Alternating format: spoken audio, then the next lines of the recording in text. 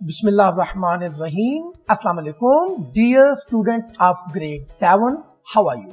I'm your science teacher from Silk School of Tomorrow, City Campus, Palwal. It's science grade 7. Title of the chapter is Acids, Bases and Salts. And it's our lecture number 17.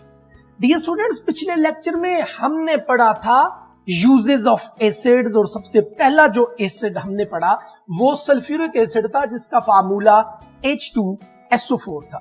मैं जल्दी से पिछला lecture आपके लिए revise कर दूं कि sulphuric acid का सबसे पहला इस्तेमाल लेबोरेटरीज में है। ये ड्रग्स की मैन्युफैक्चरिंग में इस्तेमाल किया जाता है, प्लास्टिक इंडस्ट्री में बहुत इस्तेमाल है, फर्टिलाइजर्स जैसा कि अमोनियम सल्फेट बनाने में इस्तेमाल होता है। उसके अलावा मुख्तलिफ किस्म के केमिकल्स की प्रेपरेशन में इस्तेमाल होता है जैसा कि कॉपर सल्फेट। डियर स्टूडेंट, ये कार की बैटरीज में इस्तेमाल किया जाता है, टेक्सटाइल इंडस्ट्री, पेपर मैन्युफैक्चरिंग में और लेदर से मुख्तलिफ प्रोडक्ट्स बनाने में सल्फ्यूरिक एसिड का इस्तेमाल होता है। सल्फ्यूरिक एसिड बहुत इंपॉर्टेंट एसिड है।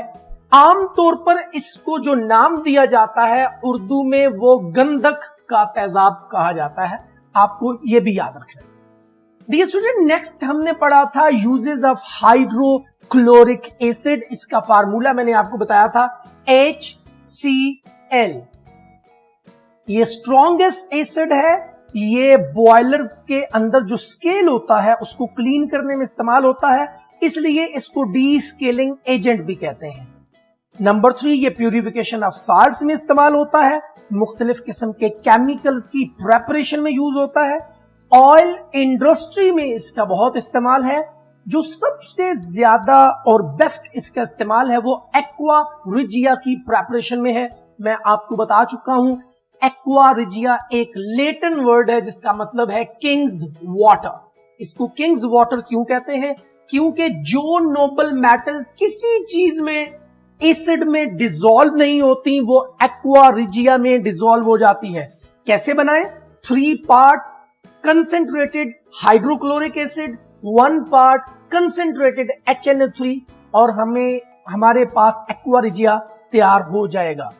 डियर स्टूडेंट्स, और आखिर में हमने ये पढ़ा था यूजेस ऑफ नाइट्रिक एसिड। सबसे पहले इसका formula HNO3। Nitric acid will be used in the preparation of fertilisers and explosive like TNT and RDX. Nitric acid will be used in extraction of precious metals like silver and gold. It is used in the manufacturing of dyes and it is also a part of aqua regia.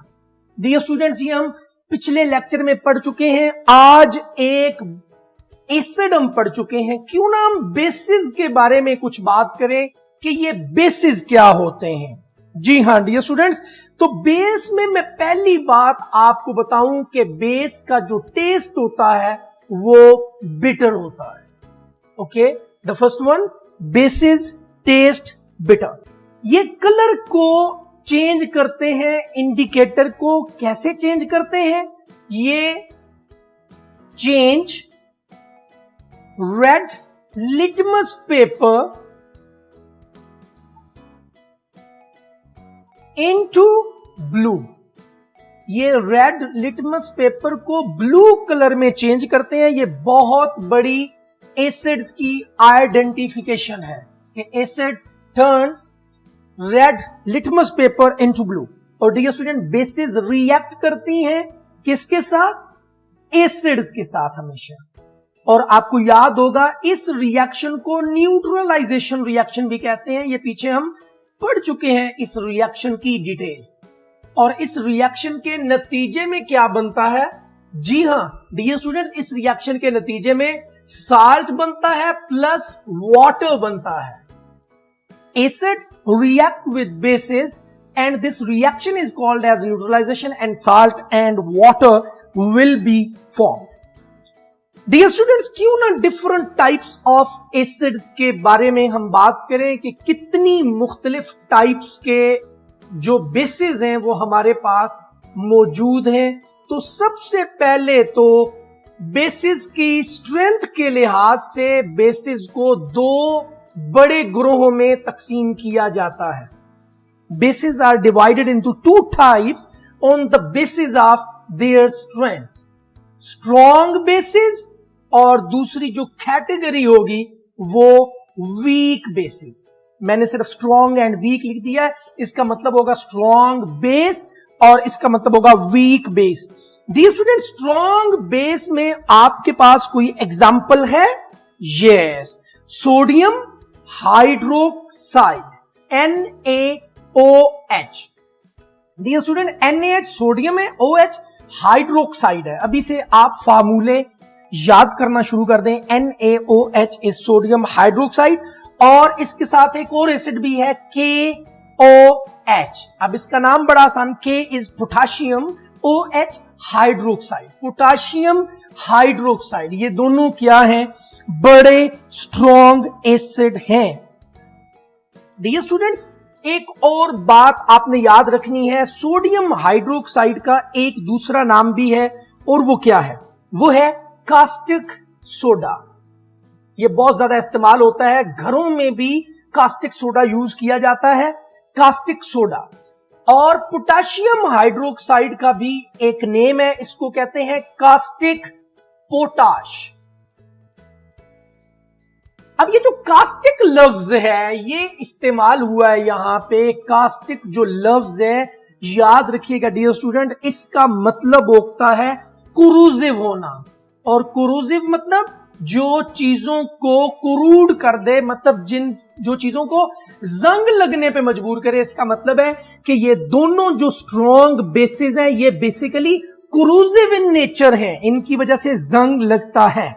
Yes, अब student क्यों ना जल्दी से हम बात करें week basis की, और वीक बेसिस में हमारे पास जो एग्जाम्पल है वो है कैल्शियम हाइड्रोक्साइड, CaOH, पावर नीचे हमने ट्वाइस लिखा है, ये कैल्शियम हाइड्रोक्साइड है। मैं बार बार आपको बता रहा हूं, यहां पे जगह की वजह से मैं सिर्फ फार्मूला मेंशन कर रहा हूं, कैल्शियम हाइड्रोक्साइड। और उसके बाद मैग्नीशियम हाइड्रोक्साइड MgOH और इसी तरह ट्वाइस मैग्नीशियम हाइड्रोक्साइड, और तीसरे नंबर पर अमोनियम हाइड्रोक्साइड। इसमें सिर्फ मैं OH मेंशन कर रहा हूं। ये बेटा नेक्स्ट क्लास में जब मैं वैलेंसी आपको टीच करूंगा फिर आपको समझ आएगी। मैंने वीक बेसिस में 3 example the, calcium hydroxide, magnesium hydroxide and ammonium hydroxide. देखिए स्टूडेंट, एक बात आप बार बार फील कर रहे हैं कि एसिड के एंड पे OH नहीं आया था, लेकिन यहां पे ये OH होता है बेसिस के एंड पे अमूमन, ये रूल नहीं है, अमूमन बेसिस के एंड पे OH मौजूद होता है। डियर स्टूडेंट, यहां तक तो हमें समझ आ गई। मैंने स्ट्रॉन्ग एसिड्स की बात की और वीक एसिड की बात की, तो क्यों ना जल्दी से मैं आपको एक और टर्म बेस के अंदर जो बहुत यूज होती है वो आपको बता दूं, दैट इज अल्कली। बेटा ये अनारकली नहीं है, ALKALI, अल्कली। अल्कली को डिफाइन कैसे करेंगे? याद रखिएगा, वो bases which are soluble in water, bases which are water soluble are called alkalis. Very good. यानी वो बेसिस जो पानी में हल हो जाती हैं उनको हम क्या कहते हैं? अल्कली कहते हैं। अब इसकी यकीनन कोई एग्जांपल्स होंगी, तो वो कौन कौन सी एग्जांपल्स हैं? याद रखिएगा, number 1 NaOH sodium hydroxide, potassium hydroxide, ये दोनों वाटर सॉल्युबल हैं। उसके बाद बैरियम हाइड्रोक्साइड, ये भी क्या है? अल्कलीज है। समझ आ गई? क्योंकि ये पानी में हल हो जाती हैं। लेकिन कुछ ऐसी भी बेसिस हैं जो कि या तो पार्शियली पानी में हल होती हैं, पार्शियली सॉल्युबल है, या फिर वो कंप्लीटली इनसॉल्युबल है। इनसॉल्युबल का मतलब होता है जो पानी में हल नहीं होता। आप 6 में ये पढ़ के आया हुआ है। सॉल्युबल पानी में हल होने वाला, इनसॉल्युबल पानी में हल नहीं होने वाला। पार्शियली सॉल्युबल जो कुछ हल हो जाता हो, जिसको हम जुज़वी बोलते हैं, समझ आ गई डियर स्टूडेंट्स? आपने 6 को जल्दी से रिवाइज कर लिया होगा। Very good. तो अब क्या पार्शियली सॉल्युबल और इनसॉल्युबल को भी अल्कली कहा जाएगा? नो, ये अल्कलीज नहीं है, ये सिर्फ बेसिस होंगी। ओके डियर स्टूडेंट्स, अब आपको बात की समझ आ गई है। तो इसमें कोई एग्जाम्पल है हमारे पास? जी बिल्कुल मौजूद है। सबसे पहले तो है कैल्शियम हाइड्रोक्साइड, ये अल्कली नहीं है बल्कि ये बेस है। मैग्नीशियम हाइड्रोक्साइड, ये भी अल्कली नहीं है, ये भी बेस है। उसके बाद अमोनियम हाइड्रोक्साइड, ये जो वीक मैंने आपको बताया था बेसिस है, ये असल में पानी में जल्दी डिसॉल्व नहीं होती हैं। अब यहां पे एक फार्मूला समझिएगा डियर स्टूडेंट्स, अल्कली भी बेस है, ये सारी भी बेसिस हैं, यानी इनके अंदर कॉमन बात यह है कि ये दोनों बेस हैं। लेकिन ये जो बेस है इसको अल्कली भी बोलते हैं, लेकिन इनको अल्कली नहीं बोलते। तो यहां पे मैं एक लॉ डिराइव करने जा रहा हूं, वो क्या है? All alkalis are bases but all bases are not alkalis. ये भी मैंने आपको डिटेल में इसकी समझाया कि ये मैं जो फार्मूला डिराइव करने जा रहा हूं कि सारी अल्कलीज तो बेस है लेकिन सारी बेसिस अल्कली नहीं है, क्योंकि सारी बेसिस पानी में हल नहीं होती। डियर स्टूडेंट, यहां पे मैं आपको एक और भी बड़ी जबरदस्त बात बता दूं मैजिक इंक के हवाले से भी। मैजिक इंक, जी हां, आप बेस के साथ मिलकर मैजिक इंक तैयार कर सकते हैं। कैसे करेंगे? आप बेकिंग सोडा का सॉल्यूशन पानी के साथ लेंगे, बेकिंग सोडा सॉल्यूशन जमा पानी ले लें, इन दोनों को मिक्स करें और फिर एक व्हाइट शीट पर आप लिख लें। जो आप लिखेंगे वो ड्राई हो जाएगा तो वो नजर आना खत्म हो जाएगा, तो आपका मैसेज, सीक्रेट मैसेज सेव हो गया है। अब अगर उसको आप देखना चाहते हैं कि क्या लिखा हुआ है, तो या तो आप उसको हीट करेंगे या फिर आप क्या करें, आप बीट रूट ले लें, फ्रेश बीट रूट, वो उस पेपर के ऊपर जब आप लगाएंगे तो आपका सीक्रेट मैसेज सामने आ जाएगा। यस डियर स्टूडेंट्स, ये आपको पता चल गया। Now we are moving towards our book reading, और बुक रीडिंग में आपको बताऊं बुक के पेज नंबर 44 पर आपने निकालना है, और नीचे ये देखें ये बेस के बारे में बात हुई है, ये मैंने आपको पढ़ा दिया। फिर आपने पेज नंबर 45 पे जाना है, और ये पूरा पेज मैंने आपको पढ़ा चुका हूं। और डिफरेंट टाइप्स ऑफ बेसिस आप देखें, strong and weak, caustic soda, alkali, और ये मैजिक इंक के बारे में भी मैं आपको बता चुका हूं। ये डियर स्टूडेंट्स यहां तक आपने अच्छे तरीके से रीड आउट करना है। Now we are moving towards our homework. Homework में 3 क्वेश्चंस है। Number 1, write the properties of bases. Question number 2, what is alkali, ये मैं आपको बता चुका हूं, water soluble base is called alkali.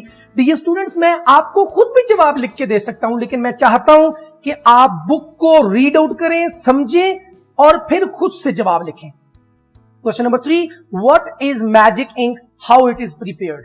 आपने मैजिक इंक के बारे में लिखना है। Dear students, thank you very much, the lecture is over, now it's your responsibility कि आप बहुत अच्छे तरीके से इसको याद करें। Thank you very much. अस्सलाम वालेकुम।